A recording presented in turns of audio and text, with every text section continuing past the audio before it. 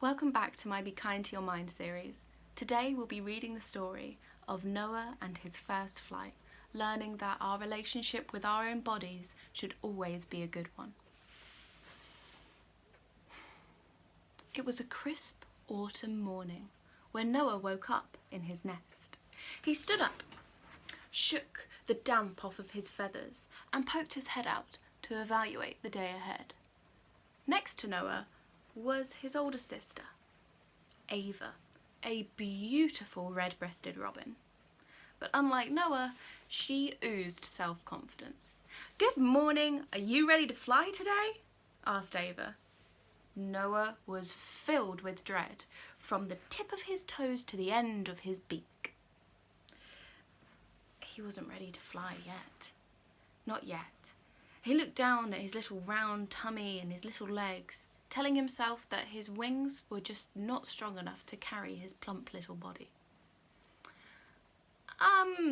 Not today, thanks, Ava. You head on down, I'll meet you there," she sighed. When are you going to fly? You are a robin. Your entire purpose is to pester gardeners, to sit on rakes, perch on fences, and watch humans go about their business. When humans look at robins, they are filled with this warm, fuzzy feeling. And many humans are reminded of loved ones when they see us. And when you're as cute as you are with your little belly and your little knocked knees, they'll fall in love with you straight away. Noah let out a nervous laugh. And a half smile. But underneath, he wished he had the confidence to say something. He didn't like others commenting on his body, especially his sister, for she was perfect, he thought. Ava gave up trying to convince him and soared from the nest, dancing in the air. With elegance and grace, she landed beside a water feature. Peering up at Noah, she lifted a wing, beckoning him to come down.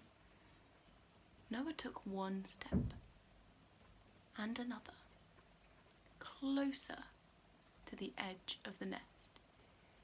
He peered over and he felt like he was stood on top of 50 skyscrapers, high up in the clouds. No, not today, not today. I'm not ready for this, no. I'll go down my usual route. His heart was pounding through his feathers as he waddled down the branch.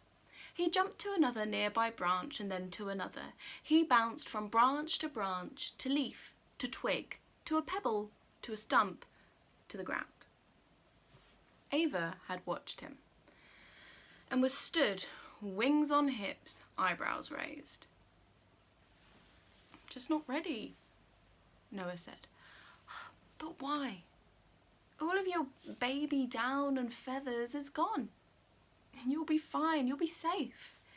Maybe we can practice later? I'm gonna go see if Mrs. Long has filled up her bird feeder yet." And she flew over the fence. Noah wandered down the path, wings behind his back, kicking a tiny pebble with his foot. Grumpily he said, "She doesn't understand. I'm big and heavy, and if my wings aren't strong enough, I will fall, I will crash, and I will—" "That's not true," said an owl. "All your self-deprecating murmuring has woken me up from my day's slumber. I'm nocturnal, you know." "Sorry," murmured Noah.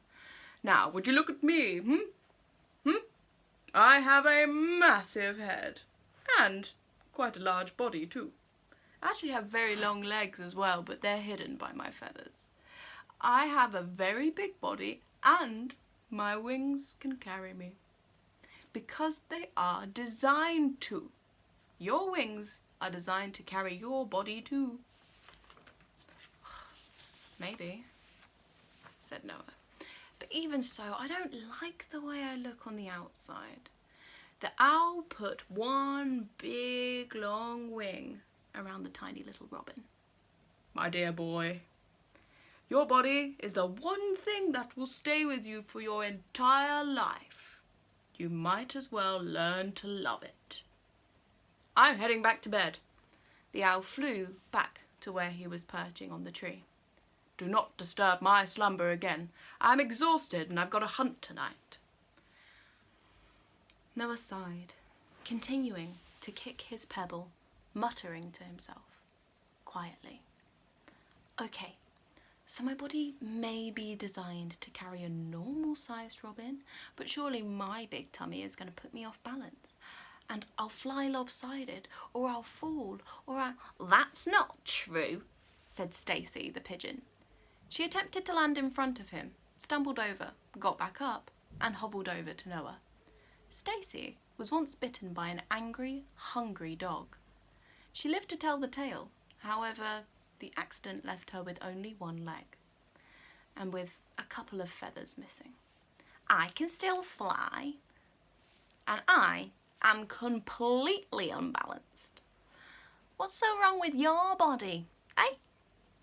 You've only got a little tummy. You're a young boy. You'll grow out of that, and in the meantime you might as well use your wings. If you want them to get stronger, you'll have to use them. Noah interrupted her with his stubborn argument. Yeah, but I don't feel safe. I feel like I'm going to trip. I feel like I'm going to fall. And so what if you do? I trip and I fall all the time. I just did. But you have to pick yourself back up again. And I know you want to. I know you do. You're just not confident yet. Noah looked at his feet, unsure of what to say. Right, I am off to next door to see if they've put their crusts out yet. Last night they were eating sourdough bread and camembert. Oh, I'm about to have a feast. And off she went, continuing to kick his tiny pebble. Noah reached the end of the garden path. He was startled to find a blackbird crying.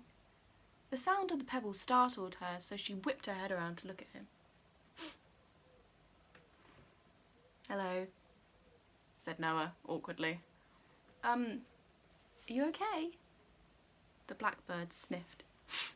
Not really. I'm scared to fly.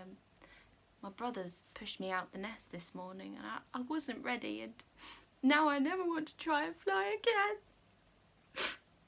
Oh, same. No, seriously, me too. I've been stressed all day about flying. Why are you scared? I'm scared of heights. Oh, well, scared of falling. Did you know that your wings are designed to carry you, so it's impossible for you to fall if your wings are outstretched? I didn't know that, actually. The blackbird wiped away one last tear. What's your name? Noah. Noah, I'm Sophie. What else do you know about flying? She stared at him intently. Feeling a little bit of pressure, he said, well, he sat beside her. You may trip and fall, but you'll only get stronger, more confident, better the more you do it. That makes sense, said Sophie. Why are you so stressed about flying? Noah looked down and patted his belly. I don't want to fly because I think my wings are going to not carry me and my tummy.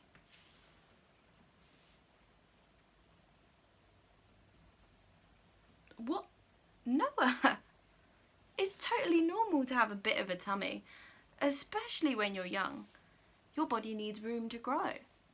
Look around the garden. Look to the other birds. See how many have a little bit of a belly? Especially the young ones. Noah gazed. He had spent so long looking at the floor that he hadn't really looked at the other birds. I've never noticed that. But my sister, she's so slim. Female robins tend to be. Plus she's older. She's probably grown out of it. Noah and Sophie looked at one another. Well, it seems like neither of us have got a good reason to not give flying a go now. Yeah, I guess you're right. We can try together just a little way off the ground. Build up, slowly, until we're confident. Sure. Noah took Sophie's wing and approached a nearby stump. They took a run up and both plummeted into the pile of leaves below.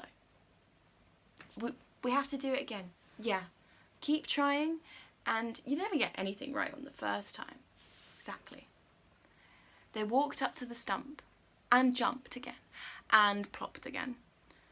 And then jumped again and then plopped again. Jump, plop, jump, plop, jump. Moment in the air, plop, jump. 2 moments in the air, plop. Come on, said Noah. We are almost there. Both powered by determination, they decided to jump from a nearby branch. Ready? Ready. 1, 2, 3. They leapt, wings spread, expecting to plop to the floor, hear the thud, but instead, they were flying. Yes, we did it! Sophie yelled whilst doing loop-the-loops in the air.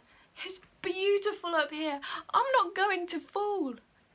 Noah smiled as he glided, saying quietly to himself, there's nothing wrong with my body.